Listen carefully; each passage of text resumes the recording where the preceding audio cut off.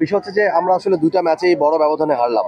আহ, এটা মানে কিভাবে দেখছেন আপনারা? আমাদের কি ম্যাচ খেলার অভ্যাস না থাকার কারণে আমরা হেরেছি, নাকি আমাদের অন্য কোনো প্রবলেম ছিল, নাকি পাকিস্তান আসলে অনেক বড় টিম, আমরা অনেক বেশি প্রেশার নিয়ে নিয়েছি? কি বলবেন আসলে ২টা ম্যাচে এত বড় ব্যবধানে হারার ফল মানে কি কারণে? আসলে আমাদেরকে আমাদের কোচ যেটা প্ল্যান দিয়েছিল, আমরা কিছু সময় এটার মধ্যে খেলছিলাম, আবার অনেক সময় যেই ছিল, তো ওই প্ল্যানে আমাদের খেলার সবাই চেষ্টা করছে। তো সবাই সবার জায়গা থেকে আর কি সবকিছু পুরোটা 100% দিয়ে আর কি ট্রাই করছে নিজের বেস্টটা।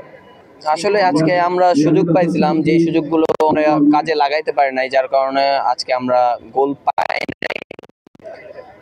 পাকিস্তান অনেক বড় টিম, ওদের কাছ থেকে আমরা অনেক কিছু শিখতে পারছি, এটা আমাদের কাছে অনেক কিছু।